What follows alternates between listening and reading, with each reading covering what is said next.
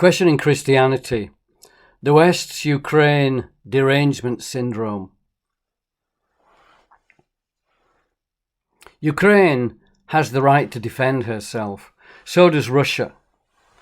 Since this war in Ukraine began in earnest in 2022, I've never wavered in recognizing these two basic principles. But I'm afraid I've also never wavered in believing this was possibly the most serious unnecessary war I've seen in my lifetime. I'm not with those on the left who see everything in terms of only Western imperialism while ignoring the imperialism of every other human society, who support Russia and China, hate Israel and stand with Iran and her proxies in Palestine, Lebanon and Yemen, solemnly doing spiritual battle against their irredeemably corrupt mother capitalism in homily after homily, diatribe after diatribe, deploring her essentially sinful character while celebrating the perpetually virginal sanctity of the immaculately conceived Holy Mother's socialism, she having been sorely betrayed by the likes of Stalin, Mao, Pol Pot, and the leading North Korean family dynasty. They are nothing if not scrupulously and tirelessly loyal to their beautiful, incorruptible socialist ideal, making the most of the dying but still not dead optimism of repentant Western liberalism. I'm afraid Ukraine's current leaders made a terrible mistake in believing joining NATO was in Ukraine's national interest. It never was. And pursuing that goal only ensured their country would become a battleground between NATO and Russia, conveniently far enough away from NATO territory to not immediately precipitate full-blown nuclear war. Ukraine may be fighting a war with Russia, but Russia is fighting US-led NATO on Ukrainian soil, and at a pace ultimately of her choosing. The thing I've most feared from the beginning has been Ukraine succeeding against Russia with conventional weapons advanced to her on credit by NATO countries. Because I've believed and still do that Russia sincerely meant it when she said for nearly 20 years, before the war broke out, that she'd see Ukrainian membership of NATO as an existential threat, meaning she would consider it necessary to use military action to stop this. Our leaders knew this. If I were Russian, I'd see it in this way too, and act much as Russia has done in response to NATO's and America's actions regarding Ukraine. And I'd be prepared to use Russia's nuclear arsenal as well, just as her leaders are, if her conventional forces were to fail against NATO's and Ukraine's. Ukraine's leaders have chosen to put Ukraine's future in NATO's, mostly America's, hands. And now that US support for the war is waning, they are trying to play on European sympathies to eke the war out until the end of Donald Trump's presidency. But that's 3 long years away, and Europe, for all her bluster, no more wants direct military conflict between herself and Russia than America does, which reduces her capacity in aiding Ukraine to little more than mischief-making, which she'll pay for dearly in the transformed world economic order, already being born out of this killing ground of Slavs. I'm daring to think now that I needn't have been so immediately worried about all of this for myself and my own family. Western leaders have made it absolutely clear through their actions and inaction that their promises to stand with Ukraine to the end, whatever that might be, were predictably empty. Ukraine may have been of existential significance to Russia, but she wasn't to America and NATO. For them, she was only strategically important.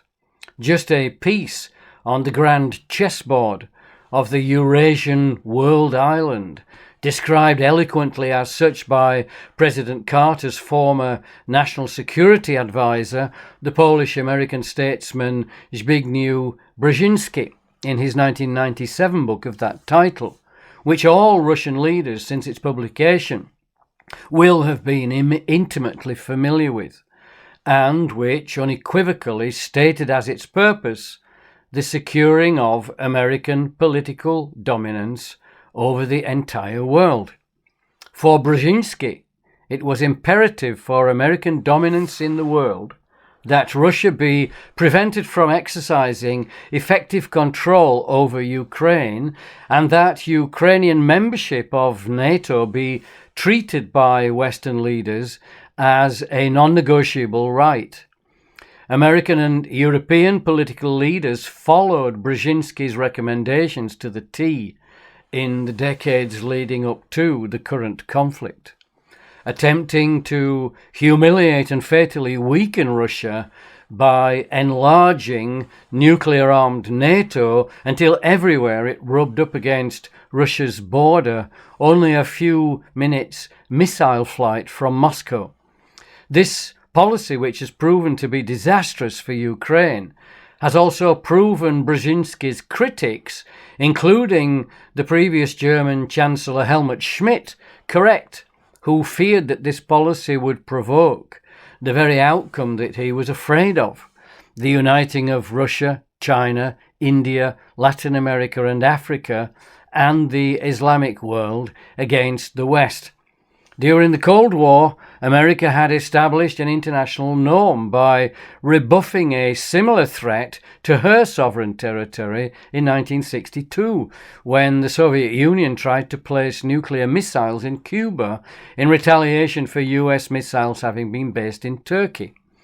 Cuba being only minutes of missile flight away from Washington and most other major US cities, America openly risked nuclear war, rather than countenance this. Now, with the Cold War over and the Soviet Union gone, in trying to incorporate former Soviet countries into NATO's ranks, America, with especially British moral and political support, was unilaterally abandoning the norm established by the Cuban Missile Crisis, replacing it with the new norm of one rule for America and another for Russia. This attempt to humiliate Russia, still the nuclear equal of America, on the world stage, alone, contrary to what the archbishops of the Church of England claimed in the first week of Russia's finally taking full-blown military action in Ukraine, was a sufficient provocation to justify her taking action. But to on top of this, in 2014, spend millions of dollars in Ukraine promoting civil unrest and stirring up the hornet's nest of proudly Nazi paramilitaries that had grown up there, this violent cocktail predictably resulting in a coup not supported by Russian Ukrainians in Ukraine's east, was for Russia the last straw, and was intended to be by America's senior military political establishment, whose long-term goal was to fatally weaken the Russian Federation and break it up. Unfortunately for that establishment's ambitions, their intelligence assessments of Russia's weakness were, as so often before with foreign countries since the end of World War II, very wide of the mark, and Russia, certainly fallible but proud, refused to oblige them.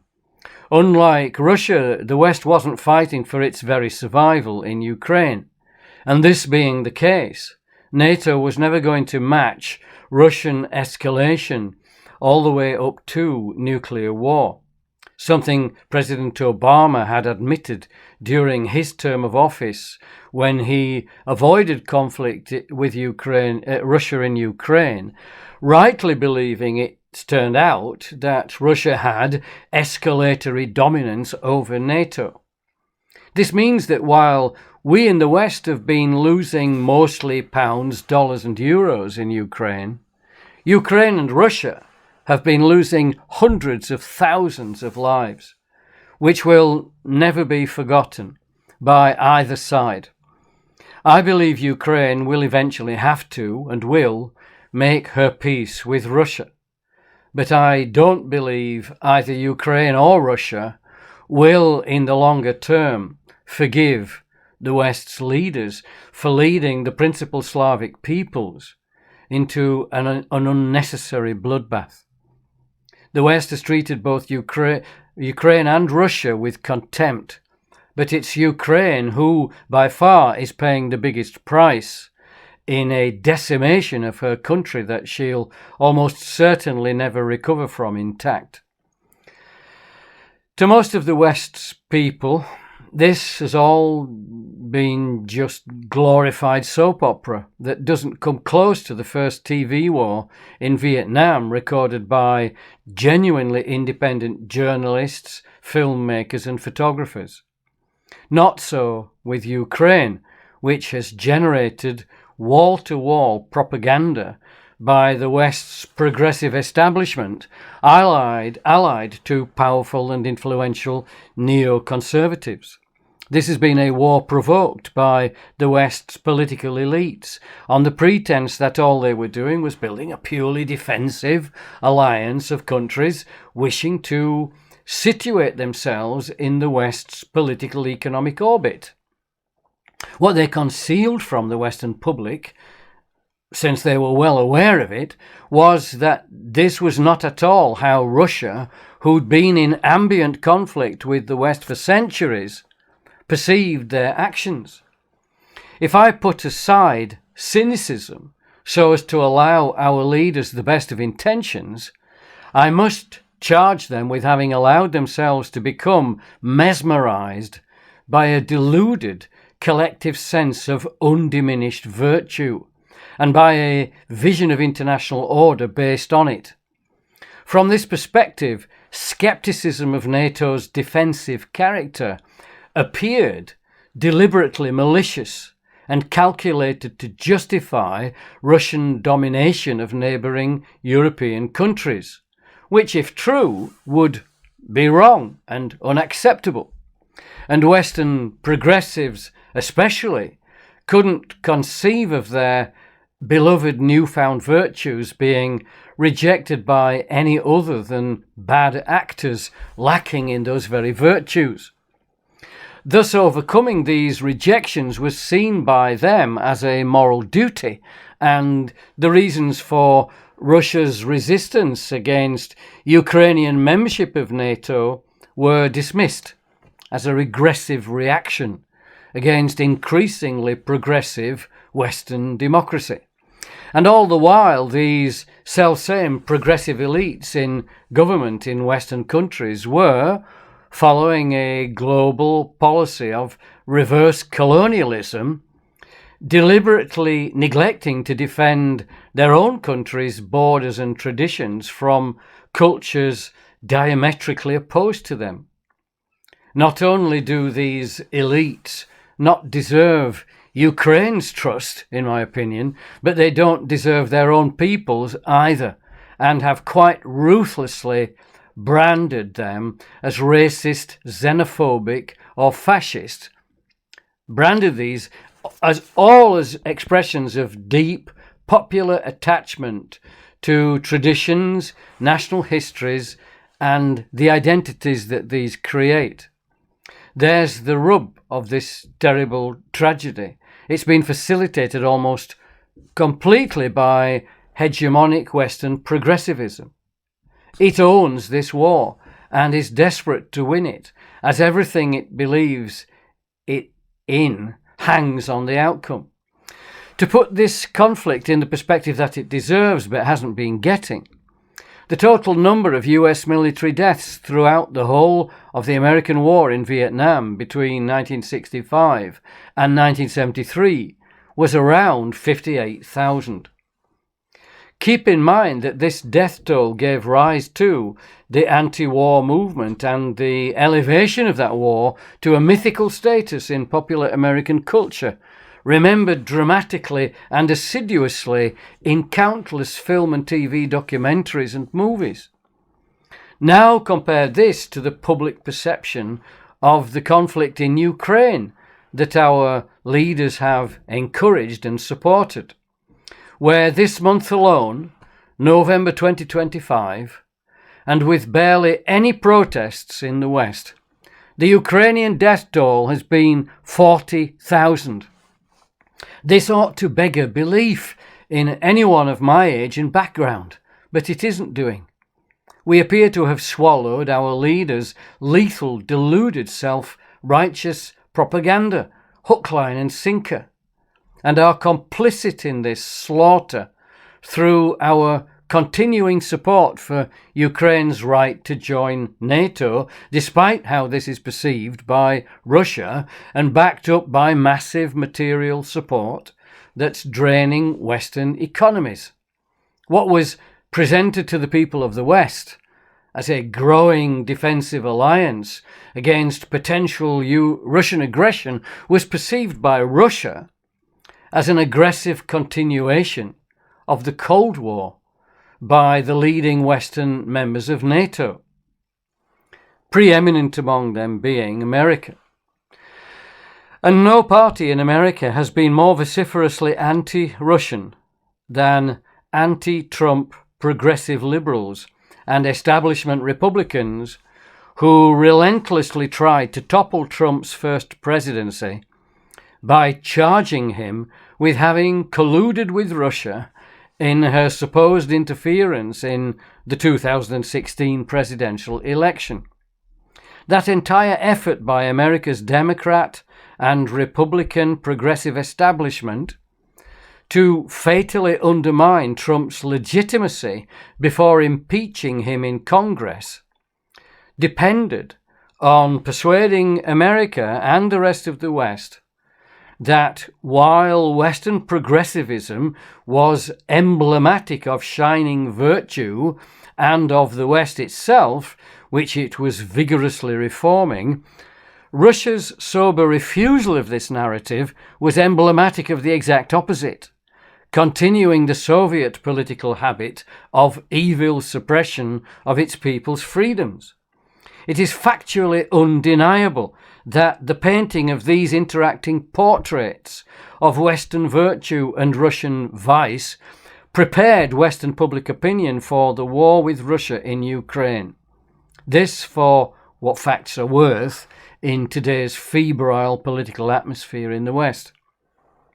I do not believe this will be forgotten or easily forgiven in the Russian world or the world beyond. And I believe this war already is a pivot determining the entire world's political and economic future. The West's progressive left has complained for years about Western cultural imperialism, and that this same political entity has long aggressively promoted its own ever more intensifying cultural imperialism as its accumulated influence and political power, allowing it to make even trade deals with developing countries dependent on their acceptance of its woke progressive demands, is an irony not lost on countries outside the West. Lack of international support for its proxy war against Russia in Ukraine is a direct consequence for the West of years of such progressive bullying of developing countries. What, not least, has been responsible for this appalling debacle in Ukraine has, I believe, been the latter-day uniting of American democratism's righteous puritanical fervour, an expression of America's Protestant Christian roots, with the European communist reaction to Stalinism, which has succeeded in rehabilitating the communist ideal in the eyes of American liberals. This has been highly significant because only utterly blinkered idealism could imagine that a country which suffered only 420,000 deaths in World War II, the United States, would be able to use the threat of nuclear deterrence to intimidate, humiliate and harass the very country which allowed it to get away with such a low death toll by taking on most of the blood sacrifice needed to secure victory over Nazi Germany in that war at a cost to itself of tens of millions. The Soviet total, which includes the deaths of as many as 10 million loyal Ukrainian soldiers and civilians, was around 27 million.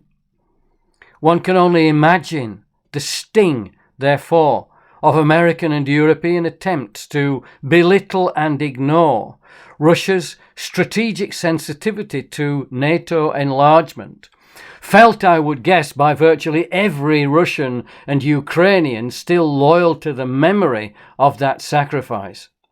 Russia has earned the right to be sensitive to Western accumulations of military power, and censorious vote-hunting progressive American and European radicals had no right to dismiss these sensitivities. That they did has brought the world to the brink of nuclear war. I think there is a link between the reckless, idealistic arrogance that embarked on this mad Ukrainian gamble and the Christianity that formed the Western mind. Too many elements of the Christian faith were drawn from theological calculus rather than from direct experience of reality, and this has preserved in the popular Western mind a susceptibility to moralistic manipulation and self-delusion. Western Christianity itself has done much to address this, but the secular world, which has taken its leave of Christianity, lacks the political and philosophical coherence to have followed suit. Its popular culture has chosen generally to be guided by the pleasure-pain principle. Its education systems focused on the technical and psychological means to living satisfactorily within this framework. Philosophy is taught as a specialism rather than as a core subject, whereas theology reigned previously at the centre of people's lives. The outcome of this is that Western people are emotionally easily triggered by emotive suggestions and news of events. Although they are now mostly detached from Christianity, I think this still represents Christianity's influence, so that they can benefit greatly from a reacquaintance and reappraisal of it.